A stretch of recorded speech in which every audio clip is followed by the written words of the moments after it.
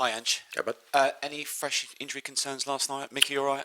no, all good. Mickey obviously cramped up. Like he hasn't played 90 minutes for a while, but positive thing is he felt really good. Apart from obviously the cramping up, it was a tough game defensively. He had to work hard, but yeah, no, everyone else. I mean, obviously nothing significant coming out of the game. Quick turnaround. Any Yep. fresh reflections on last night? Any additional thoughts? No, not really. I mean, we're sort of 12 hours posted, so not a lot of time to kind of review the game as such. But we'll do that this morning. As I said after the game, tough game. You're playing at Chelsea. It's always a tough venue. They're a good side. Yeah, I just felt we worked really hard to stay in the game, which is important when you're playing, a tough away game. Just really disappointed with the goal we conceded. I thought we had a chance to deal with it a lot better than what we did. And again, when you're playing away from home, that gives you a mountain to climb. But I thought our response after that was good. We obviously scored, got disallowed, and then we had a couple of good chances towards the end. So disappointing to lose, but I think there was enough positive in there. Yeah. I mean, there was a lot of talking points, but you've always said with the fans they've got their right to vent, have their right to an opinion. Do you feel now is unity the only way through this now, especially in the league and what's to come for the rest of the season? Yeah, look, I get that seems to be the main talking point out of last night, which is kind of consistent. That people tend to focus on the internals of Tottenham rather than the externals. But look, I made a mistake last night in that I celebrated a goal. I purposely, I think since VAR came in, I think I was up in Scotland.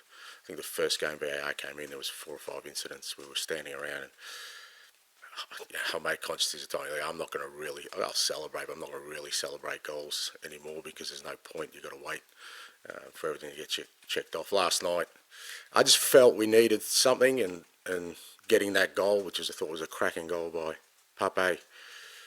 I'd obviously heard the supporters weren't happy, with my decision, which is fine. And my response was to celebrate and get them to make some noise now to get behind the team. I thought it was a real momentum shifter that moment because I just felt we did finish stronger. So I guess, like I said, my mistake was celebrating a goal, which VAR has defeated me again, and I won't be doing that again. You said something about you said you felt such a disconnect with the world these days. Is that VAR in general, or just maybe just the season? It's not like you. No, I'm talking about VAR. I don't get it how, as human beings, we are just so accepting of everything these days that I don't get it. I don't know. I just thought we had a bit more about us as a race in terms of fighting against things that derail the core of what we believe in. It's like these things, mate. We accepted them in our lives, and now we're trying to reel them all back because we know the damage they do. Too late, horses bolted. It's the same with VAR and football, but we just let it roll on. This is not a new thing, VAR. It's been there for a long time, and the fact that we're still taking 6 minutes, and the fact that from day to day, literally day to day, you don't know whether somebody's going to intervene or not. Literally day to day. It seems like everyone's okay with that, and that's where the disconnect for me is because I don't. I thought it was a cracking game up until that moment where we were all standing around. I never grew up loving football, and I see other sports where they're happy to stand around and they slot in a couple of commercial breaks as well. But football for me was always about the excitement of up and down, controversies, action all the time. Just like I said, that's where I'm at a disconnect because it seems like everyone else is quite comfortable with it. I'm glad you cleared that because I thought that was more in your general morale because I can feel this morning you've got a bit of. Mate, I'm fine. What you seem like. I'm fine. No, it doesn't. These kind of things. I think I said after the game. Matt might have asked me about, the fans, and I don't get affected by that. Mate, I've been fighting my whole career. I'll continue to fight till I'm told to stop by someone. And mate, I still believe we've got a massive opportunity for ourselves this year, and I'm not going to let that just slip away, whether that's from, you know, external or internal pressure. I'm totally focused on doing that. And I know you've just spoken about your relationship with the fans. I know last night you asked a lot about it. James Maddison, after the game, said that the fans have every right to be angry with the players. But because you know this group of players so well, I mean, how did it make you feel when you saw the anger that the fans were directing towards the players at the ending of the game? Yeah, again, you know, it's I don't know. I feel like, you know, people want me to say something that somehow will change the mood of the fans. Maybe I've just never done that. I've never felt like that's my role. My role is to try and produce teams and play a way that gets the support of the fan base behind what we're doing. It's not. It's not unusual that they're quite frustrated and angry at the moment. I get that,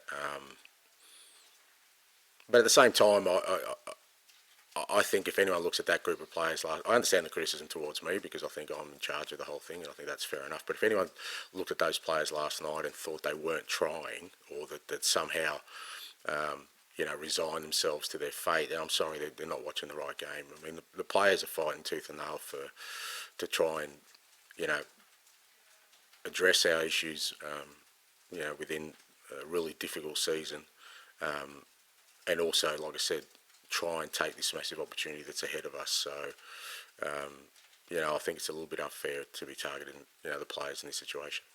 Will you speak to the players in particular today about how will you try and lift their spirits, I suppose, after the way that game went yet last night? Look, I don't think, you know, there's no other option, but, you know, we've got a game in, you know, 48 hours time or whatever it is. So leading into a really big game Thursday night. So we just need to, you know, like with all these things, we've certainly we've copped our fair share of blows this year, and, you know, we've just got to dust ourselves off and get out there on Sunday and you know, repeat a lot of what happened last night in terms of effort, in terms of some of our work, improve in a couple of areas, and try and get some momentum leading into Thursday. With Southampton obviously struggling at the bottom of the table, is this a good chance for you to rotate your starting 11? To a certain extent, I think, you know, we're sort of a little bit beyond that in terms of, you know, I think for the most part the group's in a decent place physically where I don't have to sort of get players game time. But like I said, I think it's important we get some momentum leading into you know, the game on Thursday. So we'll make a couple of changes. We won't make too many. Hi, Ange. Your decision to take Lucas Bergvall off last night was met by some cheers. Can you just explain what your thinking was behind substituting him? I think Luke's been outstanding all year actually, but I thought last night he just didn't look himself in terms of physically, and I thought we needed some energy and some running power. We knew he'd finish strong, and I thought Pape gave us that.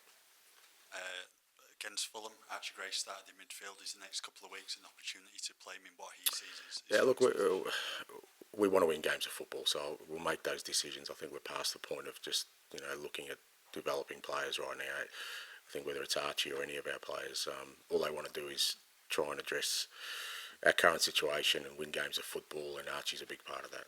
Mikey Moore was in the squad last night ahead of Dane Scarlett. Was the issue with Dane, or was that just purely tactical? Yeah, Dane's been a bit sore. Look, it's been difficult for Dane because he's come off not playing a lot with his loan, and, you know, he's kind of been working really hard at training to get his conditioning up, and he was a bit sore the last few days, so we decided to give him the weekend off.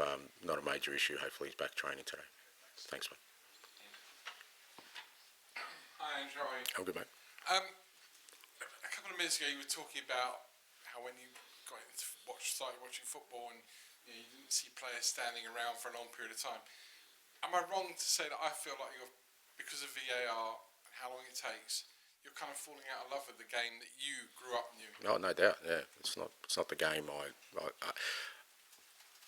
you know, and maybe I was influenced by England and particularly the old First Division. It was what I loved about it, as opposed to other leagues, was just the frenetic pace of it. You know, it was always in English football. There was always something happening. I loved that, you know, and it's kind of influenced me a lot in terms of the kind of football I like to watch. You know, there's plenty of other leagues, you know, we could have watched, but it was always the English First Division that was, you know, end-to-end stuff.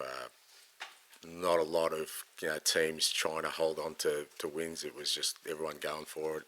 And like I said, it was the speed and tempo of it that I loved. And yeah, I am. I you know,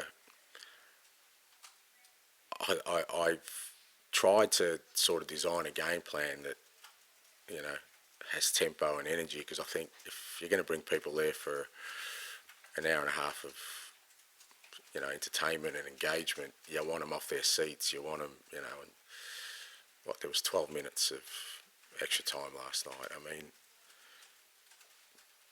this is not, so like I said, this is not like VAR was brought in last month. It's been in here for a long time, and it's still taking 12 minutes. Now everyone say, oh yeah, but he came to the right decision. Well, like I said, well, that's what people want then. Let's continue, and continue to get this. I don't like it. I am falling out of love in the game because I loved celebrating goals. I don't, like I said last night, I did, and I'm paying a massive price for it. I'll make sure I don't do it again, but I reckon that's kind of sad. I do like to listen to what you're saying. I mean, listen, as in take it in. I remember about a year ago when we had another discussion on VAR, you said, in every other sport, technology was brought in to speed it up, but not in football. You did say that, didn't you? Right? Yeah, I did, yeah, that's right. Isn't it sad that I'm sitting here today with a Premier League manager who's admitted they've fallen out of love with the game because of technology? Shouldn't we be looking to go... No, because I'm the lone voice. I don't hear anyone else saying it. Like I said, that's where I said earlier that I'm disconnected. I don't think anyone else cares. It's like I said, it's like, we're just so accepting of everything in life these days. Maybe I come from a different generation where we used to rail against anybody who tried to sort of change fundamentals of our life. But it's, like I said, it's like the same as the phone. It's just like, oh, well, you get a phone and you think, oh, this is great. And now we find out that probably does more damage than good in our lives, and at some point it'll get regulated, but it's too late now. It's the same with technology. It was the same game last year here at home where Christian Romero got a red card and a penalty and changed the whole game, maybe changed our season, 12 months later, how can you not sit there and go, well, and you know what? Reflecting on my comments last night, I don't think I mentioned the referee once. I kept talking about the VAR official, which again, I always had the utmost respect for the officials. I sort of prided myself that I never carry on. I'll never get booked. I'll never criticise referees, maybe sometimes decisions, but there's no point in me criticising referee because he had no involvement last night, apart from being dictated by somebody else to go to the screen, And like I said, you always understand there's inconsistencies because each referee, they're a human being. They're going to interpret things a different way. So you kind of know that week to week you'll get some discrepancy, right? But as I said, you watch the Liverpool-Everton game. I think it was Paul Tierney who was VAR official. Now, he was also the official for our Fulham game where I thought Lucas Bergwall should have got a penalty. Now, it's quite obvious that Paul Tierney's got a pretty high threshold. Fair enough. But then the next night we get Jared Gillett, who obviously has a lower threshold. So now it's not just the inconsistency of the officials, the referees. You got another guy now. I don't get it. But what you said, sorry to your original question, isn't it sad? I don't think it is sad. It's sad for me, but because I'm kind of the lone voice, I don't think it's sad for the game because I think it's where the game's heading. And I guess people want that, and I've got to accept that. I'll probably. When I do finally retire, watch less football and try and find another hobby. Can I just change tack a little bit with the fans? Yeah. Obviously, you've been asked a lot about your relationship with the fans. Yeah, when you first came in, those first 10 games, it was all I was hearing from every Spurs fan was, "We've got our Spurs back." Yeah. Has it really gone that wrong? Or? Yeah, look, again, it's probably a better question for the fans themselves. But look, I understand it. It's been a ridiculously challenging season on all fronts, and I get, and every fan's got the right to show their frustration and anger. Like I said, I think it has at times it oversteps, and when it does overstep, I'm not going to stand for it because again, I'm a little bit old school with that. But they have every right, and I think I said before the game, it's up to us to try and find a way to get them back on board with what we're doing. I still can't get away from the fact that we've got a real massive opportunity for ourselves between now and the end of the season. I think it'd be different if that didn't exist. I think you know, that it would be a tougher sort of road to navigate. But I'm hoping that, irrespective of how the fans feel about me and you know, what I'm doing and sort of the project we've embarked on, is that, you know, when those games come around, they just get behind the players and the team, because they can make an enormous difference. And just wanted to talk a bit about the performance. I certainly saw the work rate last night, but maybe thought the level could have been a bit disappointing given a lot of players came back. I wondered, what do you think we should expect from Spurs at this stage? Well, I think the key to that is, you said the players come back, is that's kind of the first game. So I thought we had to work really hard. And, you know, look, irrespective of how you're going, when you go to Chelsea at their ground, it's always a tough ask. You know, not just for us, but for anyone. So, you know, I think for the first game, where we kind of got some of these players in together as a group, I thought there was some encouraging signs, but obviously there's some areas we need to improve. I thought our build-up play was really good. It's tight ground, very hard to play. I just thought our front third play could have been a little bit more cleaner and clinical. But, you know, again, we've got some work to do there, because, you know, obviously Wilson and Dom in particular have missed a large chunk of the season. So, but I certainly saw enough there last night that if we can sort of build on that, and Sunday's a good opportunity to do that, then you know, we can you know, get to the levels we need to get to for the Europa. Yeah, I was going to go on to that. What kind of level do you need to be at to actually win the Europa League? Clearly, that's the target. How much better do you need to be to sort of win it? Yeah, I think you don't think of it in terms of what we've got to try and do is get to a level to get past Frankfurt. They're the first task, and there's no point looking beyond that. And like I said, if you look at that last night in the context of an away game, that's how difficult away games in Europe are. They're usually pretty tight. Like I said, disappointed with the goal we conceded, but I thought we fought hard at times to stay in the game, and we need to take that sort of mentality to every game you play in Europe, because they all tend to be a bit more cagier and tighter.